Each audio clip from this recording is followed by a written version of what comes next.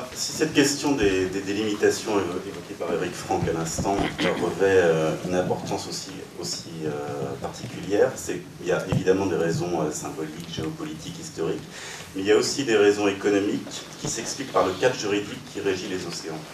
Alors ce cadre juridique, pendant très longtemps, les mers ont été régies par un droit coutumier, jusqu'à, pour faire simple, 1982, avec la Convention des Nations Unies sur le droit de la mer, appelée aussi Convention de Montego Bay, qui pose un cadre général sur les océans. On dit souvent entre spécialistes du droit de la mer, c'est un peu notre constitution maritime mondiale. Alors cette convention de Montego Bay, elle va définir différents espaces. Et pour faire simple, plus ces espaces sont proches des côtes, et plus l'État côtier a des pouvoirs dessus, a des compétences dessus. Plus on s'éloigne des côtes, et plus les compétences de l'État côtier s'amoindrissent. Alors, il y a ce petit schéma, donc je vais passer rapidement sur les trois premières, je vais vous en parler quand même, et j'insisterai beaucoup sur la zone économique exclusive et le plateau continental étendu. Alors, tout d'abord, on a les eaux intérieures. Les eaux intérieures, pour faire simple, l'État côtier a les mêmes pouvoirs que sur son territoire. Il y a quelques accommodements, quelques aménagements, mais globalement, c'est à peu près ça. Quelques aménagements qui tiennent au fait que les mers sont régies par la liberté, et donc un navire de commerce, par exemple, pourra rentrer dans un port de façon libre, en faisant en sorte de respecter les règlements que posait l'État. Sur la mer territoriale, ensuite, donc la mer territoriale, c'est 12 nautiques des côtes, 12 nautiques des lignes de base. Alors ça, c'est un point important, mais je pense que les autres intervenants de la table ronde reviendront là-dessus, parce que pour déterminer donc cette petite ligne noire, les lignes de base, il y a deux façons de les déterminer dans la convention de Montego Bay. Elles peuvent soit partir des côtes, soit partir d'une série de segments qui vont relier les îles qui sont un peu plus au large des côtes. Et donc ça permet de gagner autant d'espace en mer. Et la Chine, de ce côté-là, est assez douée, puisqu'elle a des lignes de base qui sont assez étendues, voire extensibles. Alors cette mer territoriale, c'est un concept qui existe depuis assez longtemps, puisqu'au XVIIIe siècle déjà, dans le cadre d'un droit coutumier, elle était évaluée à 3 nautiques. 3 nautiques, c'était la portée de canon de l'époque. Alors on est arrivé à 12 nautiques, ce qui est un équilibre qu'on a trouvé entre les pouvoirs de l'État côtier et la liberté de naviguer en mer. Alors, dans cette mer territoriale, l'État côtier exerce différents pouvoirs. Je ne vais pas vous les énumérer tous, je vais énumérer ceux qui nous intéressent pour notre problématique, enfin, insister sur 2 ou 3 qui nous intéressent pour notre problématique.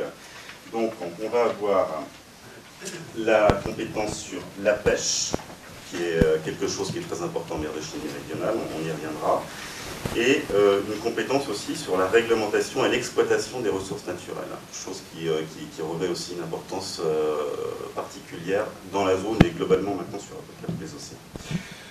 Ensuite, nous avons donc la zone contiguë. La zone contiguë, donc le principe, on s'éloigne, on a moins de pouvoir. Donc la zone contiguë, il y a 4 domaines de compétences. Il y a les douanes, il y a des compétences dans le domaine de l'immigration, il y a des compétences dans le domaine de la fiscalité et des compétences dans le domaine sanitaire. Nous arrivons maintenant à la zone économique exclusive. Alors, la zone économique exclusive, donc, qui est située à 200 nautiques des lignes de base, c'est la grande innovation de la Convention de Montego Bay. Quand la Convention de Montego Bay a été discutée, ça a mis longtemps, a été négociée, ça a mis encore plus longtemps, la problématique économique pesait déjà fortement. Et donc, ça a été la création de cette convention. Donc, cette zone, elle a une vocation exclusivement, je vais vite, économique. L'État a des droits souverains d'exploitation, d'exploration, d'exploitation, de conservation et de gestion des ressources naturelles. Et donc les ressources naturelles, ça peut être des ressources de pêche, évidemment, et autres. Et il a aussi le droit d'exercer d'autres activités économiques et qui aujourd'hui prennent une certaine importance parce que la technologie avance.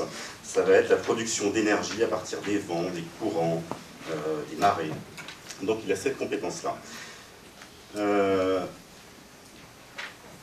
Ça n'empêche pas, donc l'État a ces compétences-là, ça n'empêche pas que les États, parce que la zone économique exclusive, le droit de la mer est assez complexe pour le profane de ce point de vue-là, la zone économique exclusive est une zone de haute mer en même temps. Donc les États peuvent, l'État côtier doit respecter les prérogatives des autres États qui vont jouir des libertés de navigation, toutes celles qui ne sont pas affectées par le régime qui est posé dans la zone économique exclusive. Autre élément, ensuite nous avons le plateau continental. Alors le plateau continental, c'est le petit trait violet donc, qui recouvre uniquement le fond des océans, donc la partie terrestre, on va dire, des océans. Ce plateau continental, donc, il peut faire 200 000 nautiques, mais la Convention offre la possibilité d'un plateau continental étendu, alors selon des critères après qui vont être techniques, scientifiques, je ne vais pas rentrer dans le détail, et ce plateau continental étendu peut aller au maximum à 300 nautiques des côtes. Alors ce plateau continental, il offre un certain nombre de droits qui vont être liés à la recherche et à l'exploitation des ressources naturelles. Et ces ressources, elles peuvent être donc des ressources minérales, des métaux, ça peut être des hydrocarbures. Ces ressources, ça peut être la faune aussi. Alors la faune, alors attention parce que c'est uniquement la faune qui adhère au plateau, pas la faune qui se déplace dans l'eau, dans la colonne d'eau. Alors ça a donné l'occasion par exemple à la fameuse guerre de la langouste entre le Brésil et la France, parce que la question était de savoir si la langouste se déplaçait dans la colonne d'eau ou si elle se déplaçait par bond sur le plateau continental. Donc querelles qui apparaissent assez dérisoires, mais qui ont un impact économique assez fort, puisque ça offre des droits pour les pêcheurs de venir dans cette zone-là ou pas. Donc des droits sur la faune et des droits sur la flore aussi, donc sur les algues, le plancton. Et ça, ce sont des éléments qui désormais comptent particulièrement parce que notre vision des océans, notre vision économique des océans, s'est profondément modifiée ces dernières années. Les océans sont vus, alors je caricature un peu, mais c'est pour faire saisir un petit peu le changement de perception qui s'est fait. Les océans sont vus désormais comme un nouvel Eldorado.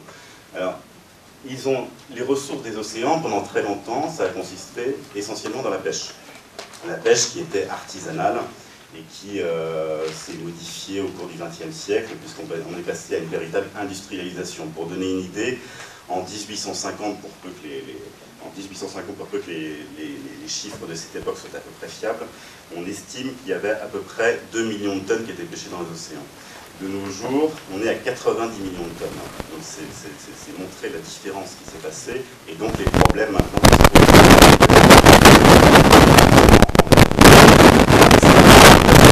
Elle est très importante dans la zone, elle est très importante dans la zone. Pour deux raisons. Il y a d'abord le fait que l'essentiel des pêcheurs sont en Afrique et aussi en Asie, énormément en Asie. Donc cette activité fait vivre un grand nombre de cellules familiales. Donc ça a un impact social qui est pas neutre. Et autre élément à prendre en considération, on sait qu'il y a une croissance démographique donc, qui est assez forte au niveau du globe. En 2050, on estime le chiffre de la population mondiale à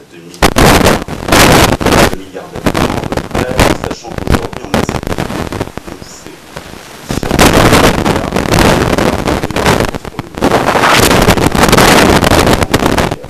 cristallise des enjeux. Mais s'il n'y avait que la pêche, ça poserait pas forcément un problème. Le problème, c'est qu'il y a d'autres éléments économiques maintenant qui jouent dans les océans et donc qui rendent l'importance de la zone économique exclusive et du plateau continental importante. On a les hydrocarbures. L'exploitation des hydrocarbures, ça a commencé à peu près dans les années 1960 en mer du Nord. Ça avait commencé un petit peu avant dans le golfe du Mexique. Mais on sait que de toute façon, les ressources à venir en hydrocarbures, gaz ou pétrole, elles se trouvent en mer. Toutes les plus grandes découvertes récentes ont été faites en mer. Et actuellement, il y a 3 barils de pétrole, par exemple, sur 10 qui proviennent des mers. Donc c'est quelque chose qui va augmenter. On a pour l'instant l'huile de schiste qui compense un peu ça, mais de toute façon, on sait que l'avenir des hydrocarbures, ça s'écrit en mer. Donc c'est pareil, ce sont des droits qui sont offerts par la zone économique exclusive, et donc forcément, ça cristallise les enjeux. Autre élément à prendre en considération, parce que là on a parlé du pétrole, donc qui est un facteur de réchauffement climatique, mais on a les énergies vertes, et donc la production d'énergie en mer. Alors ça, c'est quelque chose qui qui avait vu le jour un petit peu dans les années 70. En France, on avait l'usine de la Rance, sur les marais. Et c'est un petit peu tombé, la technologie n'était pas encore suffisamment développée à l'époque. Maintenant, on sait qu'on a des éoliennes en mer. Il y en a beaucoup en Angleterre, au Danemark, on va même en avoir en France, au large de la Normandie maintenant. On a les éoliennes, mais on a aussi les hydroliennes. On va avoir aussi de la production d'énergie qui va venir des courants, de la houle. Il y a une société comme DCNS par exemple qui travaille énormément là-dessus. DCNS qui fabrique des navires de guerre, mais qui compte faire en sorte que 25% de son chiffre d'affaires viennent des énergies marines renouvelables. Donc c'est montrer l'intérêt de ces enjeux. Donc on a la production d'énergie qui peut venir des océans, on a les ressources minérales. Les ressources minérales, c'est pareil, c'est un retour aux années 70, puisque dans les années 70, on parlait déjà des nodules polymétalliques, donc qui sont en gros des métaux qui sont disséminés au fond des océans. Sauf qu'à l'époque des années 70, on n'avait pas la technologie pour les exploiter, et surtout, les cours des métaux n'étaient pas assez élevés pour que ce soit rentable. Aujourd'hui, on a une raréfaction des matières premières terrestres, et donc le prix des métaux augmente, le prix des ressources minérales augmente, et ça devient intéressant de les exploiter en mer. On n'y est pas encore tout à fait, mais on sait que ça va venir. Il y a la question, par exemple, sur ces métaux des fameuses terres rares. On sait que les terres rares sont monopolisées actuellement au niveau terrestre par la Chine. Ça va changer un petit peu, mais on sait qu'il y en a énormément qui sont contenus au fond des océans. Et donc c'est un facteur aussi de développement. Autre élément à prendre en considération, dont on parle assez peu en ce moment, mais qui pour le coup l'exploitation a vraiment démarré, c'est la question des ressources génétiques marines. Alors la ressource génétique marine, c'est un peu, pour simplifier, les OGM de la mer. Alors ces ressources génétiques marines, pour l'instant, les brevets qui ont été déposés, il y en a la moitié qui sont déposés dans le secteur médical. On a des traitements contre le cancer, par exemple, qui viennent de ces gènes maritimes. On a une autre grosse partie qui est dans le domaine de l'aquaculture. Et on a une partie aussi qui est dans le domaine cosmétique, L'Oréal notamment, on travaille là-dessus. Alors ces ressources génétiques marines, on sait que de toute façon ça va énormément se développer parce que l'écosystème marin et donc la structure génétique des organismes marins est beaucoup plus diversifiée que sur la surface de la Terre.